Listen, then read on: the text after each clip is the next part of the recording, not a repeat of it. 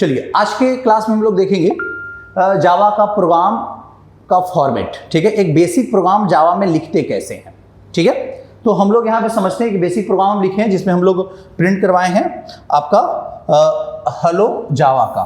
ठीक है, हेलो जावा हमने एक प्रिंट कराया है, सिंपल सा कोड है, बस इसको समझना है। इस प्रोग्राम से हम लोग ये समझेंगे कि पूरा के पूरा जावा का प्रोग्राम में जो बेसिक कोड होता है, जो जितना नेसेसरी लिखना है हर एक प्रोग्राम में, ठीक है, वो चीज को हम लोग समझेंगे इस टॉपिक में। ठीक है, तो इसमें हम लोग कुछ सेक्शन कर लेंगे। यहाँ पे हम पहले आपको बता दें, ये दोनों सेक्शन जो कमेंट सेक्शन और पैकेज सेक्शन हम एक वीडियो में कवर करेंगे।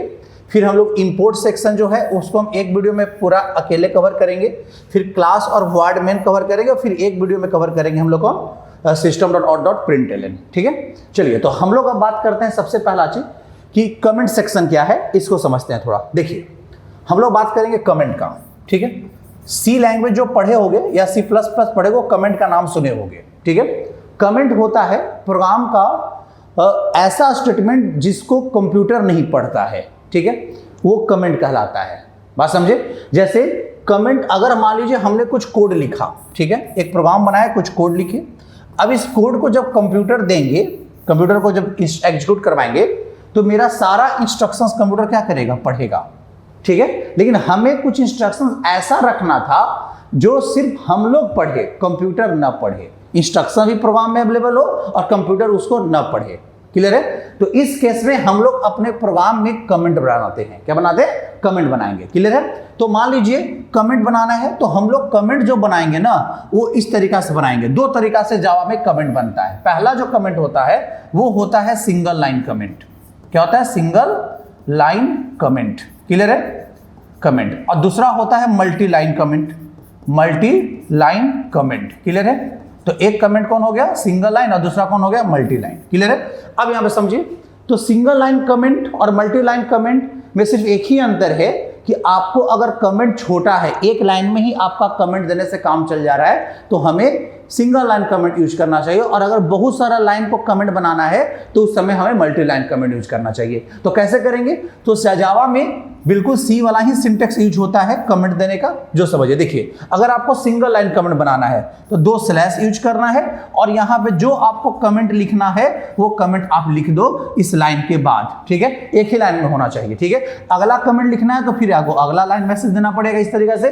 लेकिन अगर चाहते हो कि सिर्फ 3-4 लाइन है, एक बार में ही कमेंट कैसे कर सकते हैं, तो आपको मल्टी लाइन कमेंट यूज करना पड़ेगा। उसका लिखने का तरीका कैसे? आपको स्लैश, एक स्टार यूज करेंगे, और आपको जो कोड कमेंट बनाना वो लिख देंगे, और फिर यहां पे स्लैश और स्टार क्या कर देंगे? ये स्टार और स्लैश से हम लोग क्लोज कर देंगे। ठीक है, तो इस ब्रैकेट के अंदर, मतलब इस फॉर्मेट के अंदर जो कोड लिखा जाएगा, कंप्यूटर इसको क्या मानेगा? कमेंट मानेगा। कंप्यूटर उसको पढ़ेगा नहीं।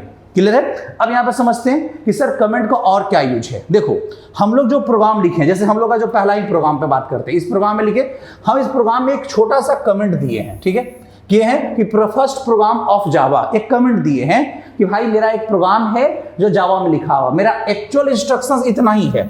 ठीक है, और ये जो है ये मेरा कमेंट हुआ, डिस्क्रिप्शन हुआ मेरे प्रोग्राम के बारे में कि प्रोग्राम का पर्पस क्या है। आप कुछ भी लिख सकते हैं, जैसे आपने प्रोग्राम बनाया, प्रोग्राम बनाते हैं सम करने का, तो ऊपर डिस्क्रिप्शन लिख देखो जी, ये प्रोग्राम फॉर एडिंग 2 नंबर।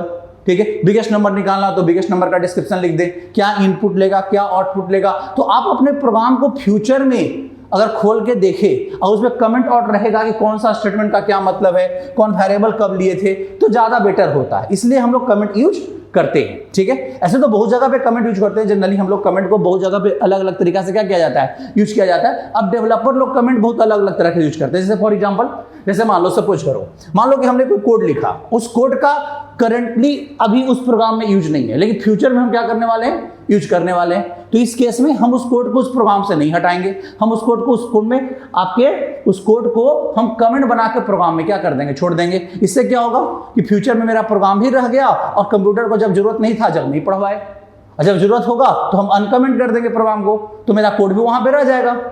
बात समझे? तो कमेंट का जनरली डेवलपर लोग इस तरीके से यूज करते हैं। मान लीजिए कुछ प्रोग्राम, कुछ कोड लिखे हम लोग, कुछ कोड में एरर आ गया। ठीक है, कुछ लॉजिकल एरर है जिससे पता नहीं चल पा रहा है भाई कि भाई किस कारण से आउटपुट मेरा गलत आ रहा है, तो उस समय प्रोग्रामर को डाउट होता है। ठीक है, अब डाउट होने के कारण क्या होता है? लगता है कि भाई इस लाइन के कारण एरर आ सकता है, मेरा आउटपुट सही नहीं आ रहा है। तो उस केस में हम लोग इस लाइन को हटाते नहीं है, हम लोग कमेंट बना देंगे। कमेंट बना के चेक कर लेंगे। अगर कमेंट बनाने के बाद लगता है क्या कि हाँ इसी लाइन के कारण ऐसा कोई प्रॉब्लम आ रहा था, तो हमको पता चल जाएगा, श्योर हो जाएंगे हम कि हाँ इसी लाइन में क्या है, एरर है। और नहीं रहेगा तो हम कमेंट से हटाएंगे। ऐसा नहीं कि लाइन लिखना पड़ेगा फिर बाद में लिखना पड़ेगा, हटाना पड़ेगा फिर लिखना पड़ेगा, ऐसा तो नहीं है। तो सिंपल सा चीज है कि कमेंट हम लोग सिर्फ देते हैं डिस्क्रिप्शन के लिए, ठीक है। आप अपना डिस्क्रिप्शन प्रोग्राम के बारे में दे सकते हो, डिस्क्रिप्शन आप प्रोग्राम के स्टेटमेंट के बारे में दे सकते हो कि ये वाला हम क्या यूज किया। सब लिखे तो हम लिख देते it is a class of our program. अब मैं ऐसे एक डिस्क्रिप्शन लिखती है इंग्लिश में, जो लिखना आप इसमें स्पेलिंग सही लिखो, गलती लिखो, कंप्यूटर को लेना देना नहीं होता है। कंप्यूटर कहता है भाई कमेंट को हम कभी पढ़ते नहीं है, comment are ignore by computer, ठीक है। कंपाइल टाइम में भी एरर नहीं देगा, रन टाइम में भी एरर नहीं आएगा कमेंट में, ठीक है। तो 2 तरह का कमेंट हो गया। कितने तरह का?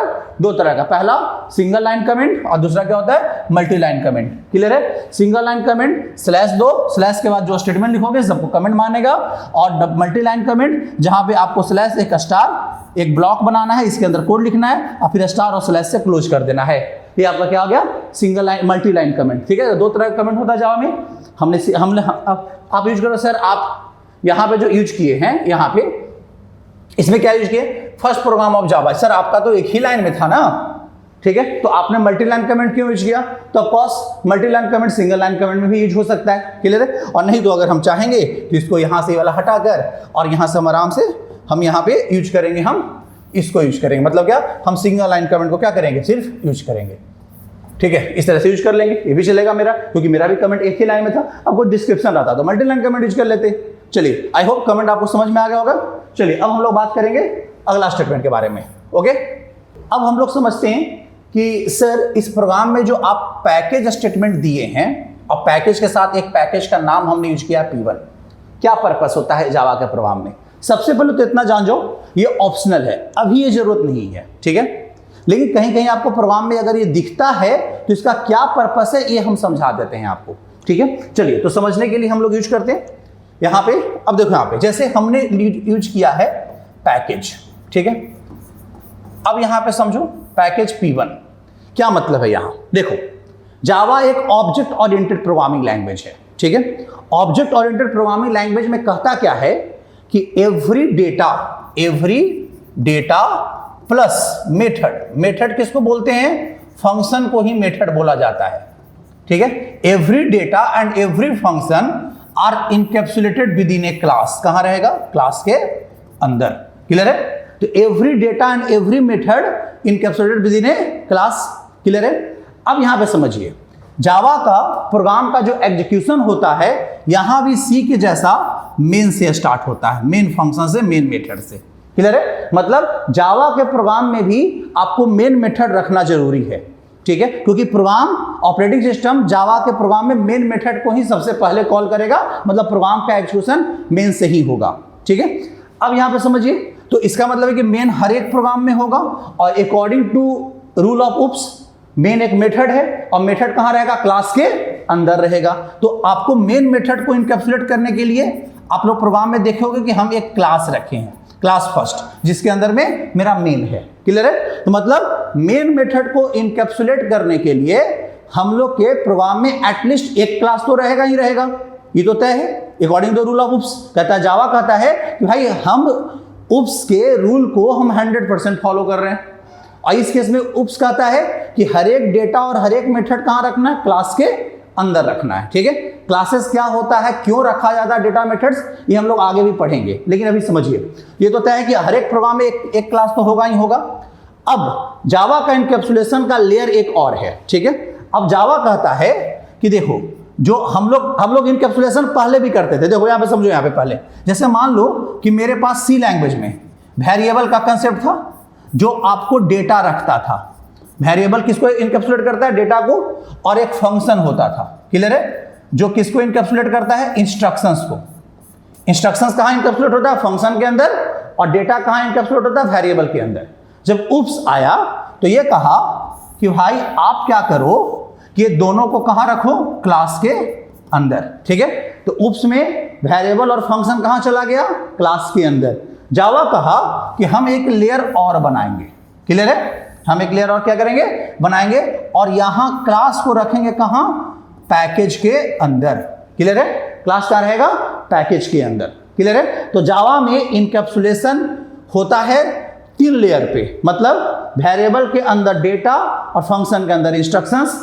ये दोनों कहां रहेगा? क्लास के अंदर, और क्लासेस कहां रहेगा? पैकेज के अंदर। In every class of Java, चाहे वो हम लोग का बनाया हुआ क्लास हो, चाहे वो प्री डिफाइंड क्लासेस हो, सभी के सभी क्लासेस कहां रहता है? एक पैकेज के अंदर होता है। ठीक है, अब इतना तय है कि हम लोग के प्रोग्राम में एक क्लास होगा ही होगा, क्योंकि मेन मेथड रखना है, और मेन मेथड के लिए क्या रखना होगा? हम लोग को ये बनाना होगा क्लास। ठीक है, देखिए, तो हम अपना मेन मेथड को कहां रखें? क्लास के अंदर, जिसका क्या नाम रखें? फर्स्ट।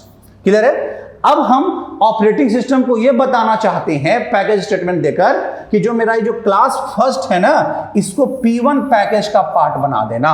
मतलब जब हम इसको प्रोग्राम को कंपाइल करेंगे तो जाके क्लास जो फर्स्ट है वो P1 पैकेज में जाकर स्टोर हो जाए। यही स्टेटमेंट कहलाता है पैकेज स्टेटमेंट। अगर आप ये नहीं दोगे तो बाय डिफॉल्ट जिस फोल्डर में आपने प्रोग्राम को सेव किया है उसी फोल्डर में आपका क्लास स्टेटमेंट भी जाकर बन जाएगा, स्टोर हो जाएगा।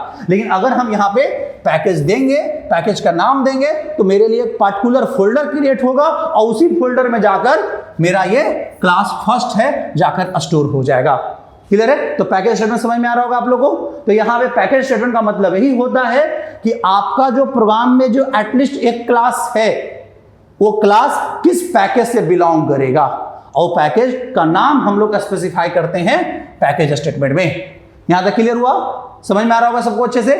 ठीक है, अब यहां सर पैकेज क्या है? देखो, पैकेज जावा में कुछ नया नहीं है। पैकेज एक फोल्डर के जैसा ही होता है। जैसे ऑपरेटिंग सिस्टम में आप फोल्डर बनाते हो, जावा उसी फोल्डर को क्या बोल रहा है? पैकेज बोलता है। बस पैकेज में हम लोग क्लासेस को रखते हैं, इंटरफेसेस को रखते हैं। क्लियर है? सारा क्लासेस, सारा इंटरफेसेस कहां रहता है? पैकेज के अंदर रहता है। तो फिर से एक बार रिवीजन करवाते हैं, समझिए। यहाँ पे जावा में भी मेन मेथड से ही प्रोग्राम का एक्सेक्यूशन क्या होता है? स्टार्ट होता है। ठीक है, अब मेन मेथड को कहां रखना पड़ता है? क्लास के अंदर, क्योंकि जावा उप्स के रूल को फॉलो करता है। उप्स का रूल कहता है कि every data and every method are encapsulated within a class. ठीक है, अब कम से कम हर एक जावा के प्रोग्राम में एटलीस्ट एक क्लास होगा।